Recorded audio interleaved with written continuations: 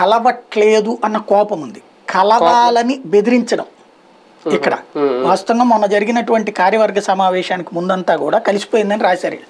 కానీ మొన్న కార్యవర్గ సమావేశం జరిగింది కదా, ఆ కార్యవర్గ సమావేశంలో శివప్రకాష్ జీ వాళ్ళ తరఫున ప్రతినిధి వచ్చారు, కూర్చున్నారు. ఫస్ట్ వీళ్ళందరూ ఏం రాశారు, తరుణ్ చుగ్గు కూర్చున్నాడు, తరుణ్ చుగ్గుకి వీళ్ళు చెప్పేశారు పొత్తు కావాల్సిందే, 5 ఎంపీ సీట్లని ఆ పేర్లతో సహా రాసేశారు. వీళ్ళు రాసేసి దాంతో అర్జెంటుగా మాట్లాడడానికి ఢిల్లీ వెళ్ళిపోయాడని రాశారు. నేను తర్వాత క్రాస్ చెక్ చేస్తే అసలు తరుణ్ చుగ్గు రాలేదట.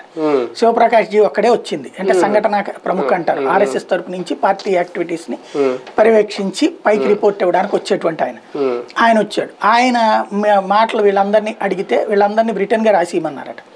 ఏది అంటే ఇట్లా ఊరికినే మాటలు ఉపన్యాసాలు కాదు, రాసియమంటే 43 మంది దాకా కూర్చున్నారట. అంటే టోటల్ ఫస్ట్ రోజున ఒక కార్యవర్గ తీర్మానం చేశారు, ఒంటరిగా పోటీ చేద్దాం, 175 స్థానాల్లో పోటీ చేద్దాం, 25 స్థానాల్లో పోటీ చేద్దాం అంటూ ఏకగ్రీవ తీర్మానం. అక్కడ ఎలాంటి తేడా రా.